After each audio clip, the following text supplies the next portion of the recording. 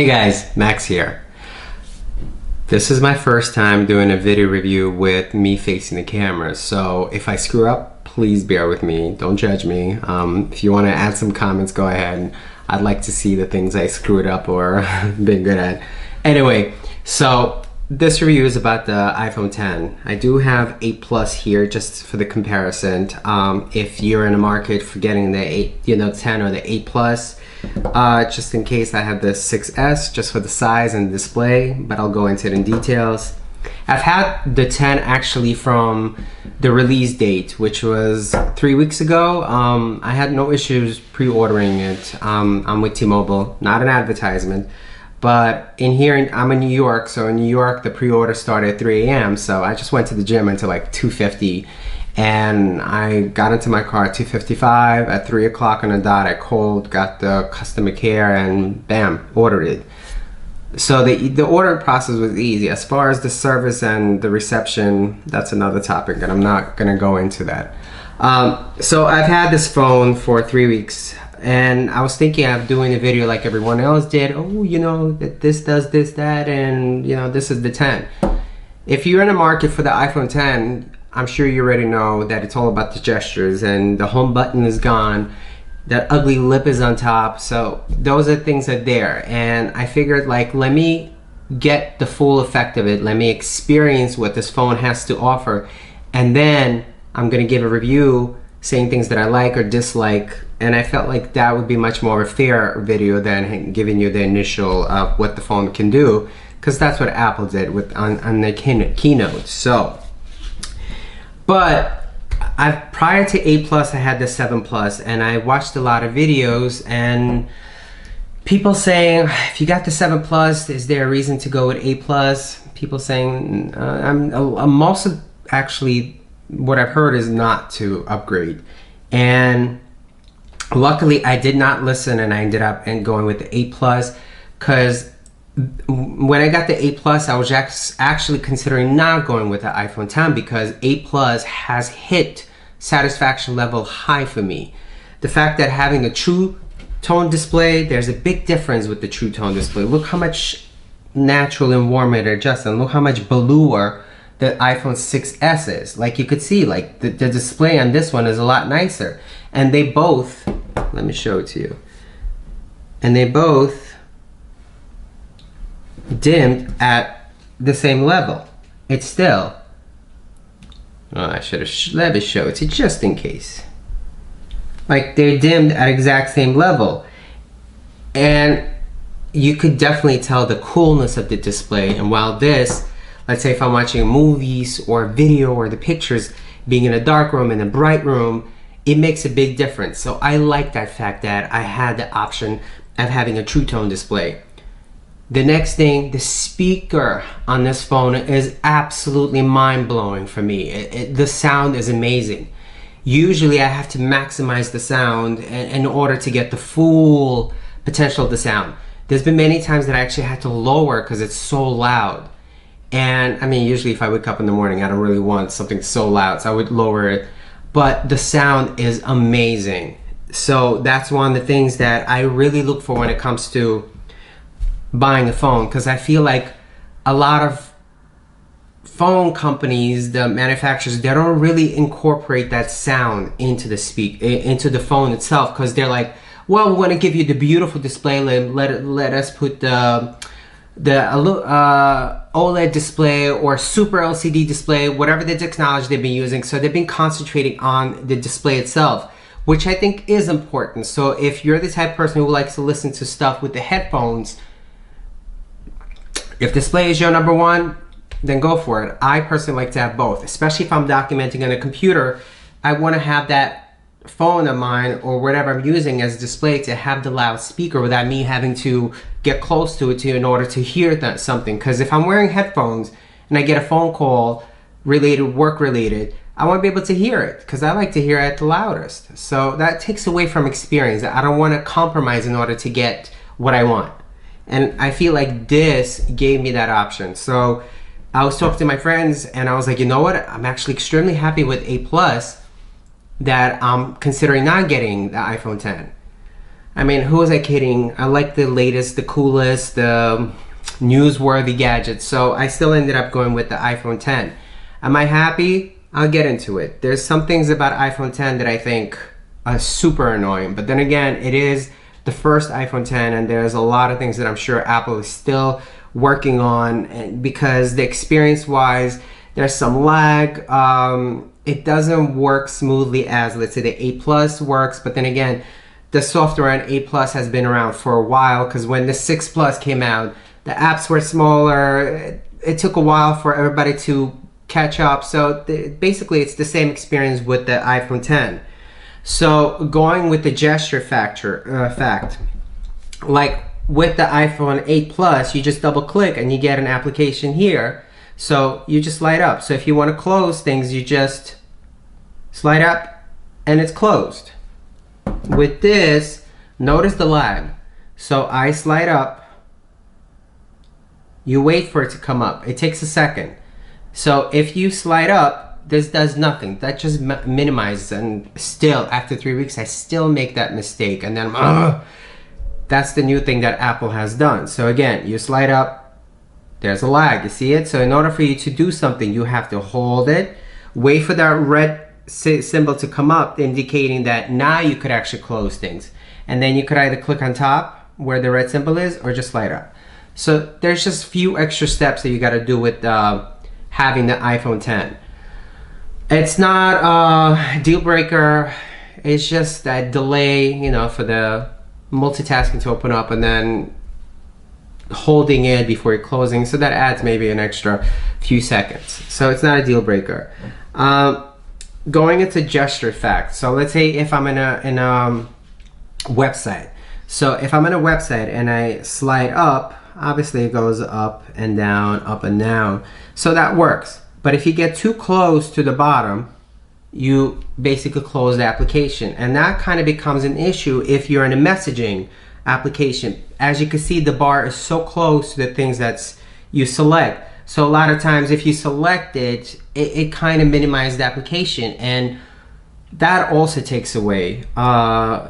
There's many times that I had an issue, which recently I forgot what it was, that I had to deal with it. And I, by accidentally, you know, slid up instead of selecting it, because they're right so close next to each other a lot of times. So I think it was something important related to, like, I was communicating with someone with customer care, and that kind of closed the whole thing, and I was so angry.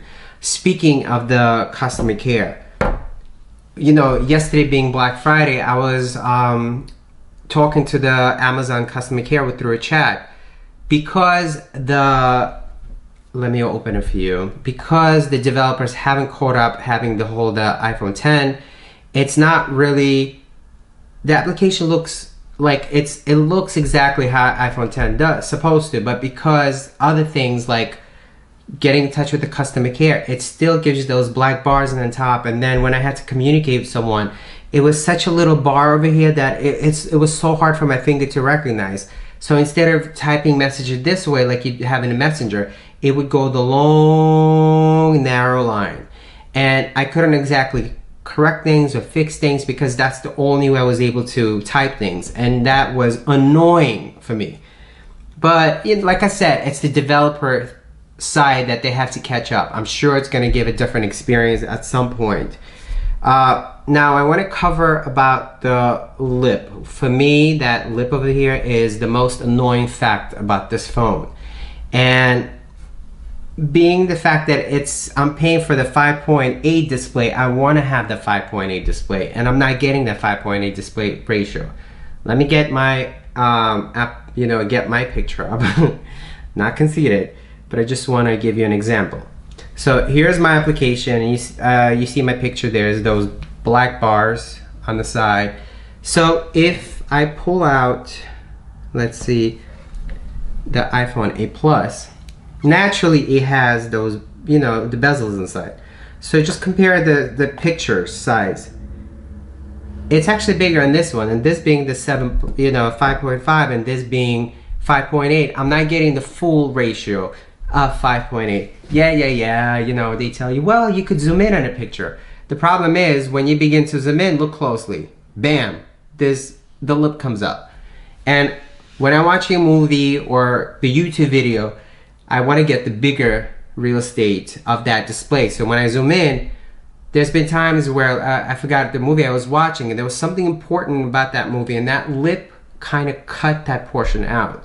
So do consider that lip is annoying, so it's gonna get in your way, but you just have to deal with it, and Apple said it's there to stay. Same thing with the bar on the bottom. I think it was Netflix I was watching. The whole screen is dark because the movie is playing. It's dark everywhere, but that bar on the bottom, white, and it stay there permanently.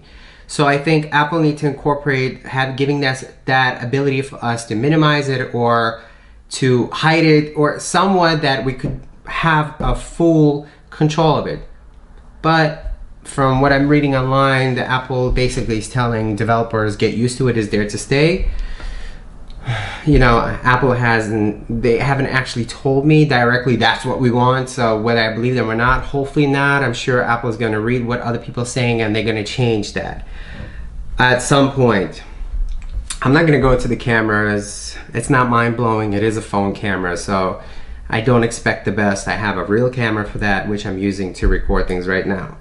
What I want to go into is the sound. And I think the sound is very important because if you're like, for example, if I'm doing stuff, I want to have speakers playing that sound. So to me, loudspeaker is important. So let me pull up YouTube.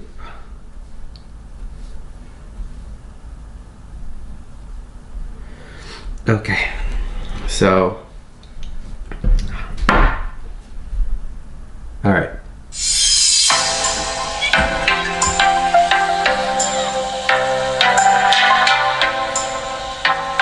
It's at the max.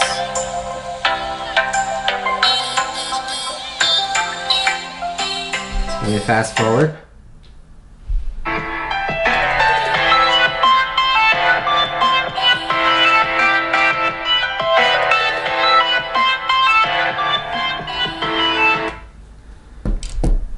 And then we'll go with the iPhone 10. Hold on.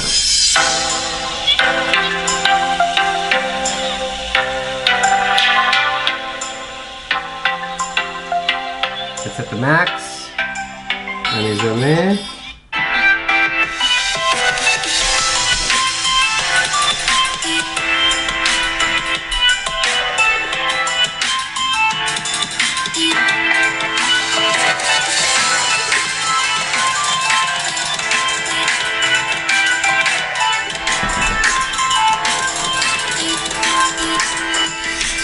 So there is a difference between the sound. This is, I would say, about not a lot, but maybe 10% louder than that one. So it is not a deal breaker, but if you're looking for a loud speaker, the 8 Plus is louder. At this point, I think I've really covered what I wanted to. The battery on this phone is amazing, same as it is amazing on the 8 Plus. I've actually been surprised how nice the volume on this one is. Just for the comparison's sake, the size difference, you know, the amazing fact that this is such a comfortable phone to hold. Not that I would get it for my own use, this is my work phone. And giving us something that's close to the size, but having a bigger display, it's amazing. Yes, it is thicker than this, but then again, you're getting a lot more in this one than you're getting in this one. Also do consider that being the glass phone, fingerprint magnet, and it's not really one-handed friendly phone because in order for me to get to the top, I have to slide up. So I usually have to utilize my pinky in order to get to the top. And believe it or not, a friend of mine dropped this phone in front of me. It cracked. And for someone who gets this phone, if you drop and the phone breaks, it's like an instant heart attack.